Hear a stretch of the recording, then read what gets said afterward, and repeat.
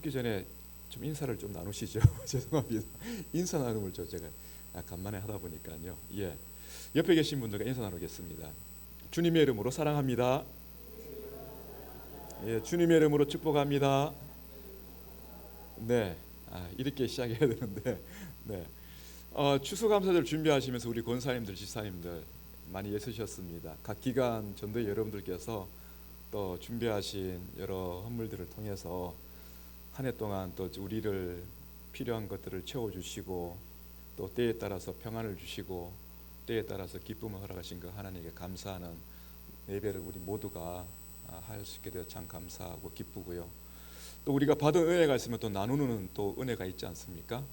또 그러한 것들을 함께 교제의 시간에 또 사용하고 또 우리 교우분들에게 나눠줄 수 있는 그러한 시간에 대해서 참 감사합니다. 아무쪼록 하나님께서 우리에게 바라시는 것은요, 하나님의 백성이 기뻐하기를 원하는 겁니다. 슬프고 짓눌려 있고 그리고 늘 언제나 갈등하고 늘 언제나 이렇게 살아야 되나 저렇게 살아야 되나 그렇게 고민하는 그 모습을 가지고 살아가는 것보다도 그러한 순간이 우리에게 맞닥뜨려질 때에 하나님의 약속의 말씀을 기억하고 그 약속대로 일하시는 하나님을 의지하며 살아가는 그 자녀들이 기쁨으로 살아가는 것을 하나님께서는 참 좋아하시거든요. 그 기쁨을 위해서 하나님께서는요, 우리에게 예수님을 보내주지 않습니까? 그렇죠? 그래서 이러한 절기와 이러한 예배와 또 이러한 우리의 모든 함께하는 공동체의 시간들을 통해서 여러분들에게 주님의 은총이 있기를 바라고 또 그 은총을 통해서 여러분들을 기뻐하시길 바랍니다. 네, 오늘 죄라는 이 단어가 있지 않습니까? 한 글자로 된 단어이죠. 한 글자이지만 어떻습니까, 여러분? 느낌이 한 개의 글자로 된 단어이지만은 굉장히 큰 무게감이 있지 않습니까? 예, 무게감이 있어요. 수백 글자로 된 한 단어보다도 제가 영어를 배울 때 가장 긴 단어를 기억했었는데 잊어버렸어요. 그 글자가 철자가 굉장히 많이 되어 있더라고요. 그 단어가 가져다 주는 의미보다도 이 한 글자로 되어 있는 이 단어, 죄라는 단어는요, 우리 사람에게 굉장히 큰 무게감을 줍니다. 뭐 누구에게서는 별 그다지 아무렇지도 않은 그런 단어가 될 수 있는데 적어도 성경을 알고 그리고 하나님을 아는 그리스도인들에게는요, 이 단어가 얼마나 우리의 인생들을 무겁게 하고 억누르고 죽은 자와 같은 삶을 살게 하는 것인지 잘 알고 있거든요. 그래서 때로는 하나님의 은혜를 우리가 때로는 경험하지 못할 때에 우리가 힘들어하는 순간에 하나님의 은혜와 멀어져 있는 그 순간에는요, 이 죄라는 단어가 눈에 딱 서게 되게 되면은 그 어느 누구보다도 굉장히 큰 중압감을 줍니다. 마치 우주에, 여러분 우주에 보면은요, 이게 있다 하더라고요. 블랙홀이라는 이 공간이 있는데 이 블랙홀이라고 하는 공간, 구멍입니다. 구멍, 검은 구멍.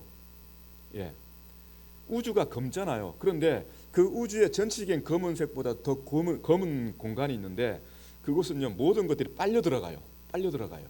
예, 태양도 빨려 들어가고요, 은하계도 빨려 들어가고요, 수천억 개가 모여있는 은하계도 그 블랙홀에 빨려 들어간다고 합니다. 그만큼 힘이 세고 그리고 그 안은요, 무엇으로 이루어진지 몰라요. 아직 잘 몰라요. 예, 어떻게 되는지 몰라요. 근데 무조건 다 그 빛도 빨려 들어가고요, 모든 그 물질은 다 빨려 들어갑니다. 마치 죄라는 단어는요, 이 블랙홀과 같은 역할을 할 수도 있어요, 우리 인생 가운데. 그러면은 성경은 과연 이 죄에 대해서 어떻게 설명하느냐? 이 존 프레임이라는 신학자가 있습니다. 근대 현대에 있는 신학자인데요, 이 신학자가 이런 얘기를 합니다. 모든 철학은 신학이다라고 이런 유명한 말을 남겼는데 이런 표현을 합니다. 서양의 철학과 신학의 역사는 하나님 중심과 인간 중심의 투쟁이다라고 얘기를 합니다. 하나님 중심, 우리는 잘 알고 있지 않습니까? 개혁주의 교회에 있어서 칼빈이 우리 교회에게 정리하고 그리고 가르쳐주고 그리고 전수해준 그 신앙의 복음의 진리를 갖다가 우리는 뭐 쯔빙길레라는 신학자도 있고 칼빈이라는 신학자도 있고 그리고 여러 이제 개혁주의 신학자들이 있는데 그 중에 대표적인 신학자가 칼빈이라는 신학자가 있습니다. 그 이 신학자가 우리에게 남겨준 신앙의 유산이 뭐냐면은 하나님 중심이라는 그 신앙의 유산이거든요. 말하자면은 우리가 그리스도인이 모든 사람이 이 세상을 살아갈 때에 하나님 중심으로 하나님의 말씀을 가지고 하나님의 그 말씀이 우리에게 가르쳐주는 그 하나님의 뜻을 중심으로 해서 내가 생각하고 내가 행동하고 내가 살아가야 되는 것인가, 그것을 가르치고 있는 것이거든요. 그럼 인간 중심이 무엇이냐면은 하나님이 없는 내 생각이라는 것이죠. 우리 인류를 위한 인류를 유익하게 하고 인간을 유익하게 하고 그리고 우리 인간의 공동체를 가장 선하게 하고 행복하게 만드는 그 기준이 무엇인가?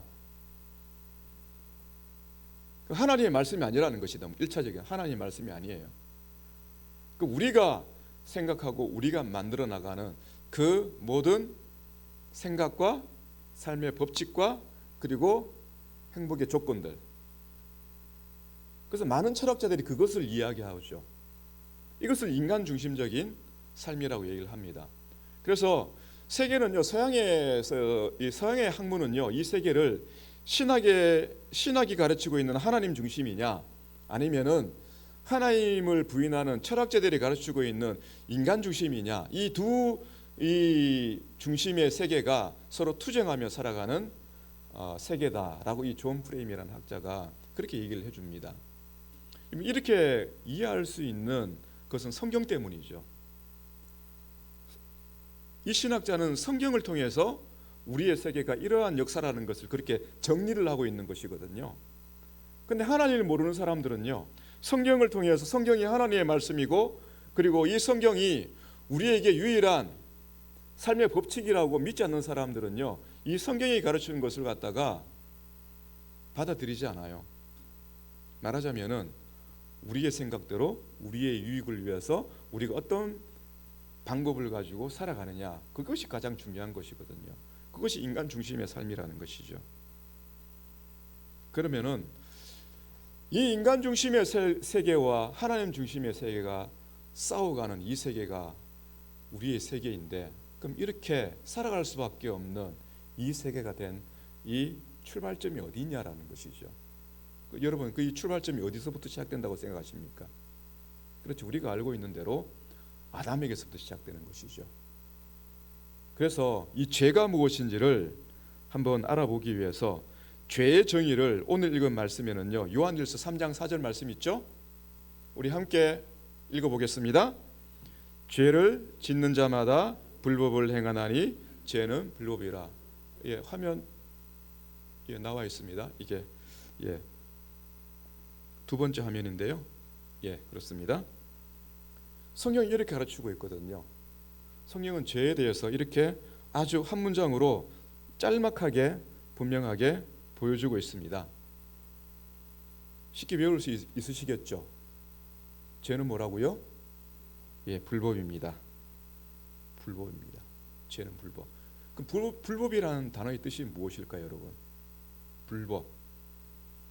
그렇죠. 법을 어기는 것입니다. 맞습니다. 이것은 사전적인 의미이죠. 그럼 성경적으로 우리가 좀 이해하려면은 소교리 문답 14문을 보아야 됩니다. 첫 번째 화면인데요. 집사님 부탁드리겠습니다. 제 14문 우리 질문과 답을 함께 읽겠습니다. 시작. 죄는 무엇입니까? 죄는 하나님의 율법 중에 어떤 것을 순종함에 조금이라도 부족한 것이나 그것을 범하는 것입니다. 자, 하나님의 율법, 법은 법인데 형법도 아니고 민법도 아니에요. 그렇죠? 국가법이 아니에요. 어떤 법입니까? 하나님의 율법이라고 합니다. 그래서 모든 인류가 가장 기준으로 될 법이 뭐냐면 하나님의 법입니다. 하나님의 율법. 그런데 그것을 갖다가 어떤 것을 순종함에 조금이라도 부족한 것, 그것도 죄라고 합니다. 100가지가 있으면은 한 가지라도 잘못했으면 무엇이 됩니까? 죄가 되는 것이죠. 그리고 그것을 범하는 것이 죄입니다. 부족하든지 그리고 그것을 행하든지 불법을 행하든지 그 법에 어긋나는데 이거 이 정도는 좀 봐줄 수 있지 않겠습니까? 그 적극적으로 행하지 않는 것이 있죠. 예를 들면은 부모님을 경외하라고 했는데 경외하지는 못하더라도 부모님을 그래도 부모님께 요구를 하거나 부모님의 말씀에 불순종하거나 그리고 부모님을 욕되게 하는 그런 적극적인 행동을 하지 않았으면은 그것도 죄가 됩니까? 여러분 어떻게 생각하십니까? 성경은 부모님을 어떻게 하라고 했습니까? 경외하라고 했습니다. 그러나 적극적으로 불법을 행하지 않았지만은 그러니까 폭력을 행사하거나 욕을 하거나 부모님이란 명예롭게 불명예스러운 행동을 하지 않는다 하더라도 멀리 떨어져서 무관심하게 지내는 것도 무엇입니까? 죄라는 것이죠. 말하자면 그것이에요. 부족한 것.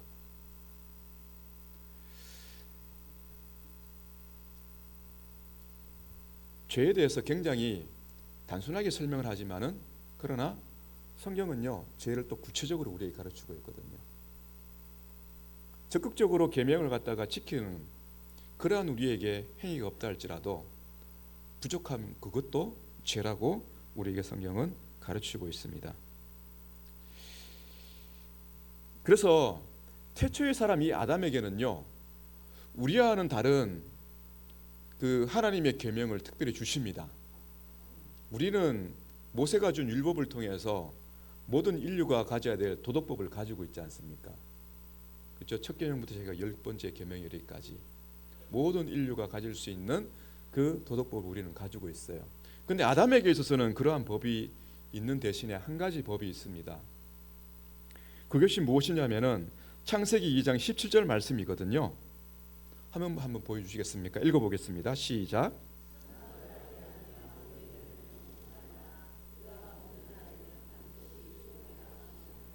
네. 근데 그 앞에 이제 동산에 있는 모든 나무의 열매는 임으로 먹어도 된다라고 하나님께서 허락하셨거든요. 여러분 동산에 있는 나무 중에 특별한 나무가 또 있습니다.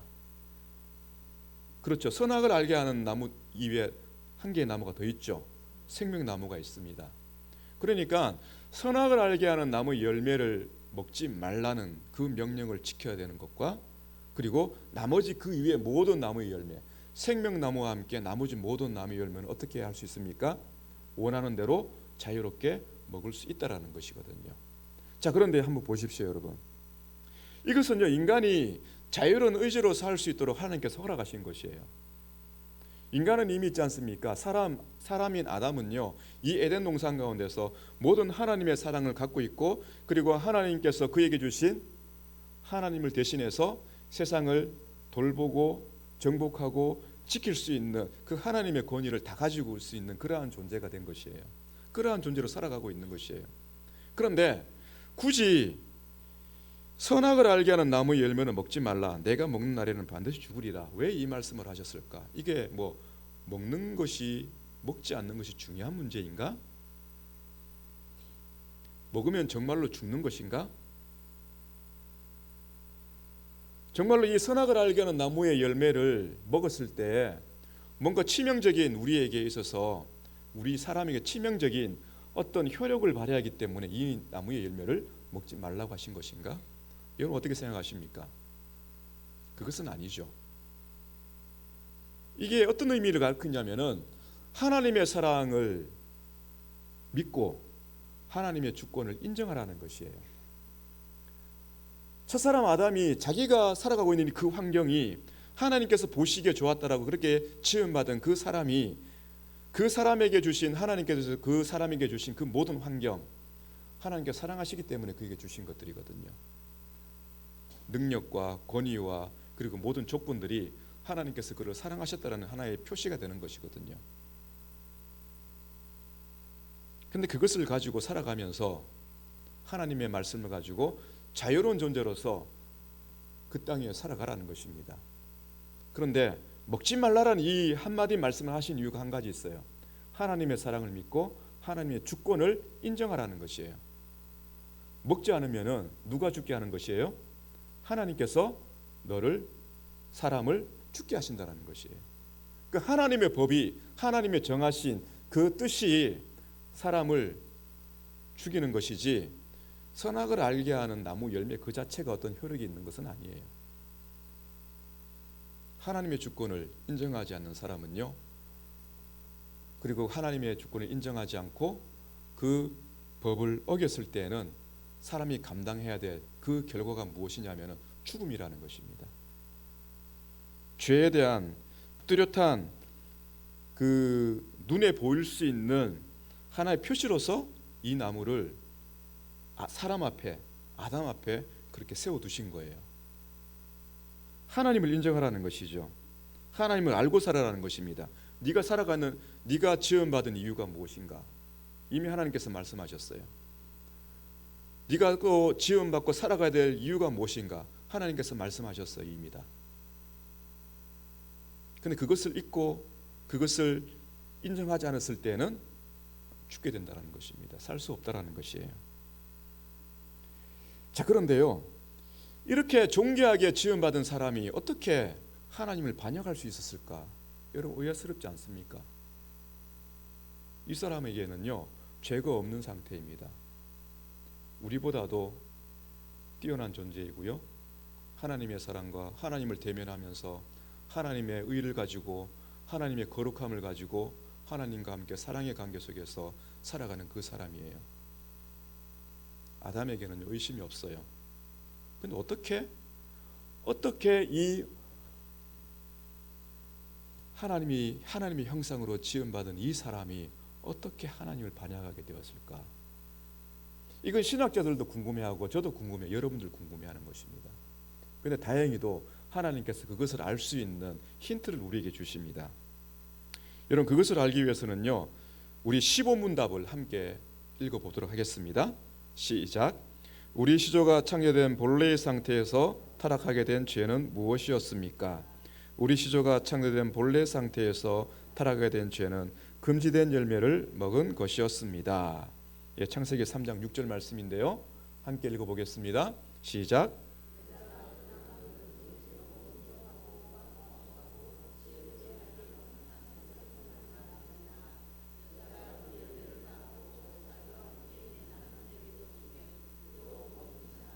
예, 여기 보시면은 먹음직도 하고 보암직도 하고 탐스럽기도 한 나무. 이 표현은요, 그냥 참 먹기에 좋다라는 그런 단순한 의미도 있지만은 인간이 가지고 있는 그 원래의 의가 뒤틀려진, 원래의 그 거룩함이 뒤틀려진 모습을 갖다가 시각적으로 우리에게 보여주고 있는 것이에요. 하와의 눈을 통해서 원래 이 선악을 알게 한 나무를 보았을 때는 하나님의 주권을 인정하고 절대로 하나님의 법을 어겨서는 안 된다. 하나님은 나를 사랑하신다. 하나님께서 나를 이렇게 살게 해주셨다. 하나님 그분이 나의 생명의 근원이시다. 하나님 그분이 나를 지으셨다. 이렇게 알 수 있는 하나의 표지였는데 어느 순간에 먹음직도 하고 보암직도 하고 먹음직도 하고 탐스럽기도 한 그러한 시각으로 이 나무가 눈앞에 딱 있는 것이에요. 그 뒤틀린 인간의 욕망이 이렇게 보여주고 있는 것이에요. 부패한 원래에 의해서 하나님과의 관계에서 떨어져 있는 이 상태의 모습을 우리에게 그대로 보여주고 있는 것이죠. 근데 왜 이렇게 되었는가라는 것이 제가 아까 드린 질문이었습니다. 왜 이렇게 되었는가? 원래 아담 속에서는요, 이렇게 생각할 수 있는 지식이 없었어요. 판단의 근거도 없었습니다. 오로지 하나님께서 말씀하신 대로 하나님의 사랑 가운데서 하나님의 말씀을 가지고 살아갈 수 있는 그러한 존재였거든요. 그런데 변화가 일어나기 시작했습니다.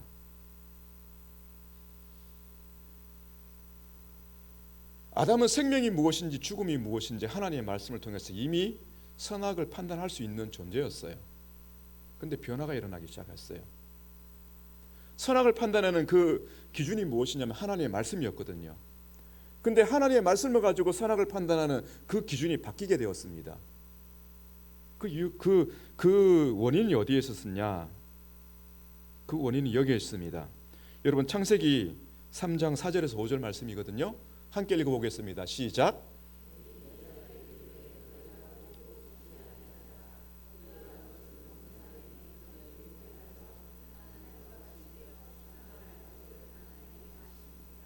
네, 첫 번째로 뱀이 한 말이 무엇입니까? 너희가 결코 죽지 아니하리라. 하나님 뭐라고 하셨죠? 그렇죠. 반드시 죽으리라 하셨거든요. 그 하나님을 뭐로 만드는 거예요? 그 거짓말쟁이로 만드는 것이에요. 그 거짓말쟁이로 만든 하나님이 거짓말하신 이유가 무엇이냐? 그 다음에 있는 내용입니다. 여러분 노란색 글자 있지 않습니까? 한번 읽어보겠습니다. 시작.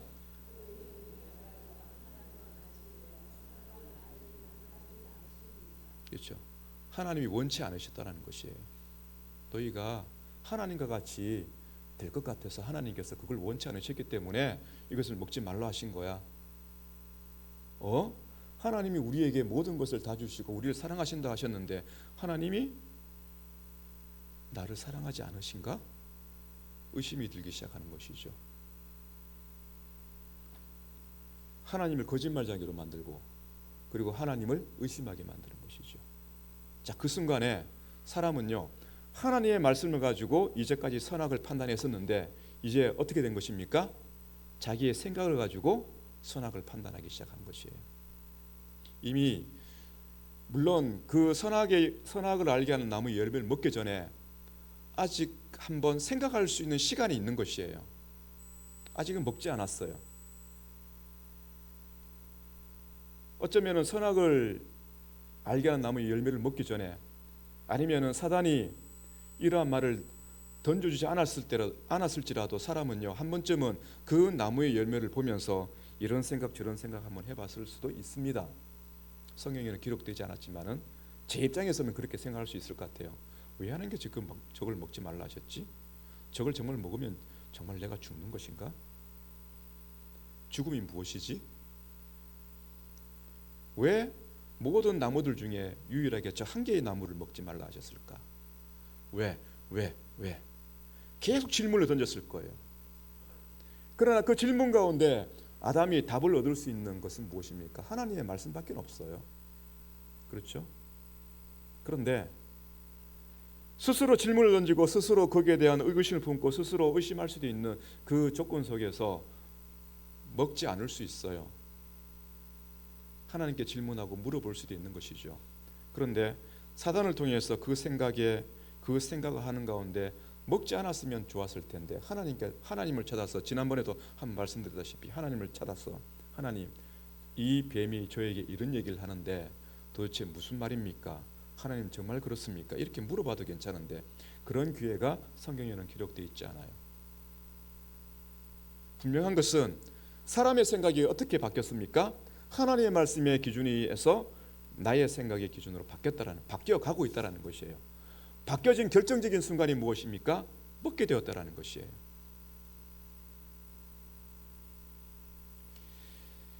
이 먹음직도 하고 부함직도 하고 탐스럽기도 이 표현을 잘 기억하시기 바랍니다. 이것은 아담만의 문제가 아니에요. 우리와 관련된 직접적인 문제도 되기도 합니다. 그래서 16문답을 보면서 그것이 어떻게 우리에게 적용되는지 한번 살펴보도록 하겠습니다. 16문답 함께 읽겠습니다. 시작.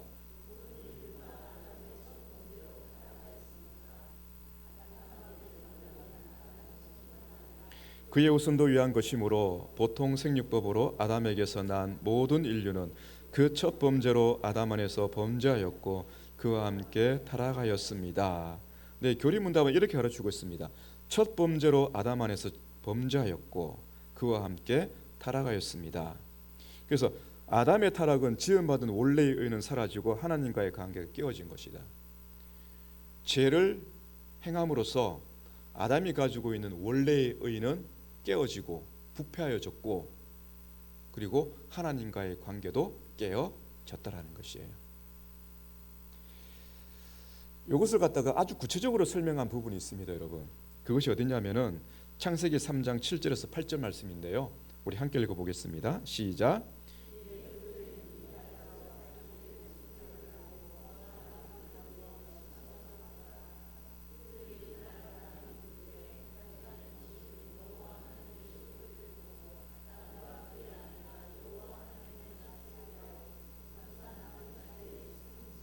네, 여기 그들의 눈이 밝아져서, 이 밝아졌더라는 것은 긍정적인 의미도 사용될 수 있지만은 죄의 결과로서 이전에 보지 못했던 새로운 시각으로 자신들의 모습을 보게 되었다라는 것이에요. 잘 기억하시기 바랍니다. 새로운 시각으로 자신의 모습을 보게 되었다라는 것입니다. 이 새로운 시각이 뭐냐면은 죄를 범한 자신의 모습을 아무것도 걸치지 않는 자기의 육체의 모습을 통해서 보게 되었다라는 것이에요. 이전에는 벌거벗은 모습이 부끄러워하지 않았거든요. 수치스러움이 없었어요. 그런데 이제는 자신의 벌거벗은 모습이 자기에게 행한 그 죄의 영향으로 자기의 양심과 영혼이 오염되었잖아요. 죄로 인해서 자신의 의가 사라졌고 하나님께 주신 거룩함이 사라졌고 하나님과의 관계에서 단절되었다라는 것. 그럼 어떻습니까? 죄는 사람이 느끼기에 반드시 느끼는 바가 있는 게 뭐냐? 부끄러움이거든요. 수치스러움이에요. 그 자신의 양심을 갖다가 들여보는 그 인간의 두 눈을 통해서 두 눈이 무엇을 보게 되냐면 자신의 벌거벗은 그 모습을 가지고 자신의 모습을 부끄러워하게 되는 그러한 눈을 가졌기 때문에 어떤 일을 합니까? 나뭇잎 불려서 자신의 부끄러운 모습을 갖다가 감추었다라고 합니다. 그것뿐이겠습니까? 나무 뒤에 숨게 되죠. 누구의 눈을 피해서요? 그렇죠. 하나님의 눈을 피해서이죠. 자기 스스로가 내가 하지 말아야 될 것을 내가 했구나라는 그 부끄러움, 수치스러움, 죄책감, 그것도 있지만은 하나님 앞에서의 부끄러움도 있는 것이거든요. 그 하나님 앞에서 느끼는 그 죄책감, 그 부끄러움, 그리고 두려움, 그리고 후회, 그런 것들이 있는 것이에요. 그래서요, 이 심리학자들이 있지 않습니까? 이 아담의 모습만 있는 것이 아니에요. 심리학자들이 죄인이 가지고 있는 죄를 지은 사람이 가지는 그 심리적인 요인들을 갖다 여러 가지로 이렇게 설명합니다. 죄책감, 수치심, 두려움, 후회, 그리고 또 한 가지가 있는데 인지 부조화. 이 인지 부조화라는 것은 어떤 의미냐면은 자신의 가치관과 행동이 다를 때, 나는 이렇게 살기를 원하는데 내 실제의 삶은 그렇게 살지 못한다는 것이에요. 여러분, 우리는 양심적으로 모든 그 도덕성이 다 있잖아요, 그죠? 남의 것을 훔치면 안 된다. 적어도 내가 이런 나쁜 사람은 되지 말아야지. 이런 생각은 다 하고 있지 않습니까? 그런데 사람이 그 생각대로 됩니까? 때로는 빵 한 조각을 훔칠 수도 있는 것이고요. 때로는 내가 알지 못하는 사이에 내가 원하는 내 은밀한 욕망이 나로 하여금 죄를 짓게 만들거든요. 여러분, 그때 무엇을 느낍니까? 인지부조화. 내가 하지 말아야 될 것을 하게 됐다라는 것이죠. 그래서 불안하게 되는 것이에요. 불안하기 때문에 죄책감이 들고 수치심을 느끼고 두려움을 가지고 후회하게 됩니다. 그리고 그 불안함을 드러내기 위해서 자기 합리화를 합니다. 내가 이럴 수밖에 없는 상황이었습니다. 하나님, 제가 이럴 수밖에 없는 상황이었어요. 그리고 책임을 전가합니다. 하나님이 만든 저 뱀이 저에게 시켰습니다. 하나님이 만들어주신 하와가 저에게 먹게 했습니다. 책임 전가하는 것이죠. 그리고 피해자 탓. 저 사람 때문에 그랬습니다. 그렇게 책임을 전가하는 것이죠. 아담에게 있었던 현상만이 아니에요. 아담 이후로 모든 사람들이 죄를 지었을 때 가지는 감정이고 행동이에요. 눈이 밝아졌다라는 것은요, 삶의 기준이 달라졌다라는 것이에요. 보암직도 하고 묵음직도 하고 탐스럽게다라는 그 표현은요, 삶의 기준이 달라졌다라는 것이에요. 하나님의 말씀을 가지고 살아가는 그 기준에서 내 생각대로 살아가는 기준으로 바뀌어졌다는 것이에요. 죄는요, 이것을 가리키고 있는 것입니다, 여러분.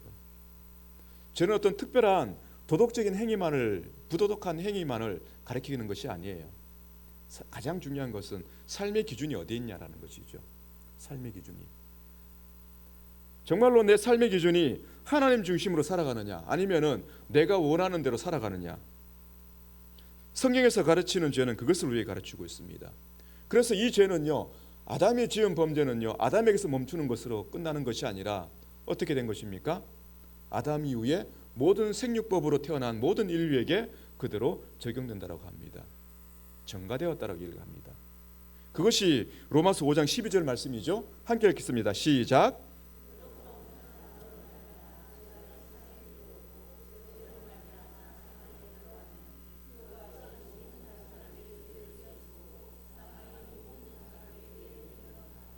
네, 여러분 이런 생각 해보지 않으셨습니까? 내가 아담의 자리에 있었더라면 나는 성공했을 텐데.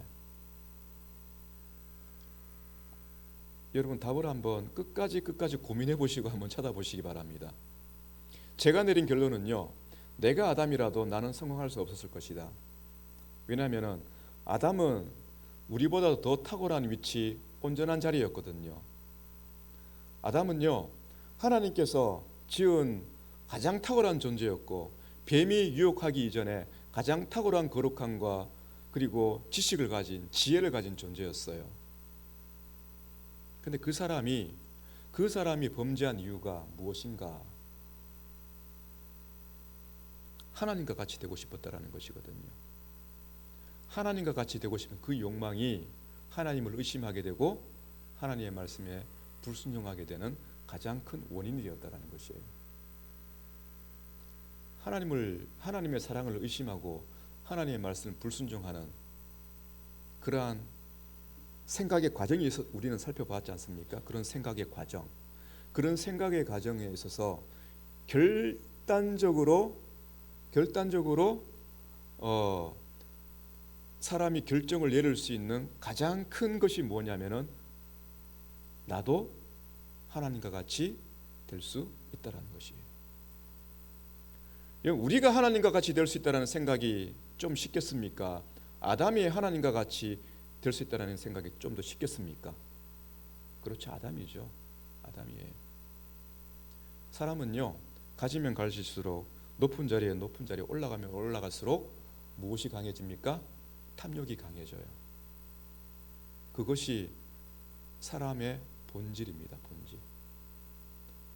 하나님이 아니라고 하는 그 순간부터 사람은 하나님의 위치에 서게 된다는 것이에요. 하나님을 잊는 그 순간부터, 하나님이 내 위에 계신 하나님의 주권을 부인하는 그 순간부터, 하나님의 사랑을 의심하는 그 순간부터, 그때부터는요, 내가 하나님과 같은 동등한 자리에 서게 되는 것이에요.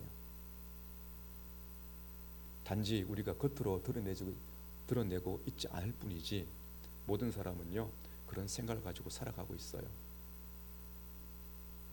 어디에 쳐다볼 수 있습니까? 내 마음대로 살아가는 것이거든요. 숨기고 탐욕하고, 그렇죠? 거짓말하고 속이고 감정적으로 움직이고 그렇게 살아가는 것이 우리의 모습이잖아요. 그러니 아담이 아니라 아담 아닌 다른 그 누구를 그 앞에 세워둔다 한들 하나님의 은혜가 아니면 그 자리에서 보존할 수 있는 사람은 아무도 없습니다. 하나님께서 첫사람 아담에게 그 자리를 주신 이유가 바로 거기에요.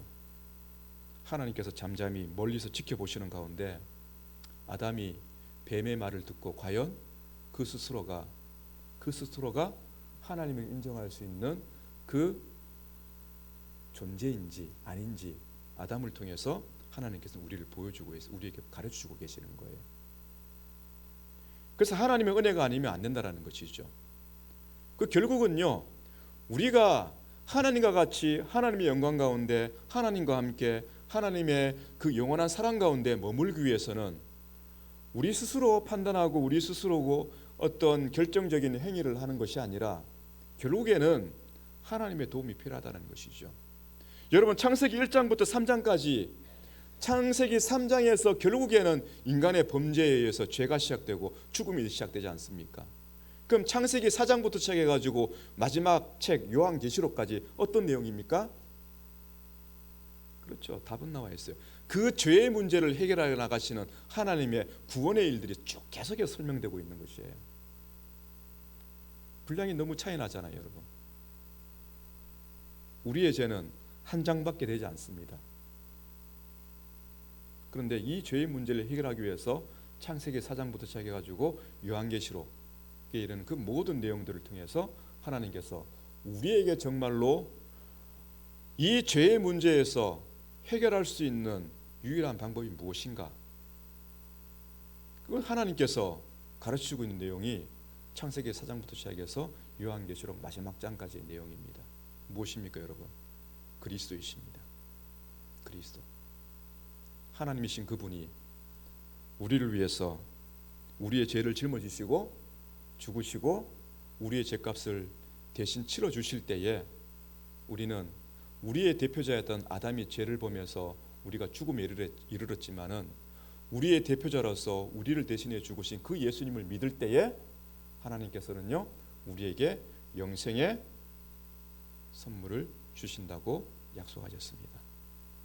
이 약속을 믿으시고 여러분 성경을 통해서 하나님을 배우시고 성경을 통해서 우리 자신을 배우시고 그러한 하나님께서 우리에게 믿음을 주셔서 우리가 이 땅에 살아가는 동안뿐만 아니라 영원한 하나님의 나라에서 영생의 복락을 누리며 살아가는 그 때를 기대하시면서 하나님과 동행할 수 있는 우리 모두가 되시기를 주님의 이름으로 축복합니다.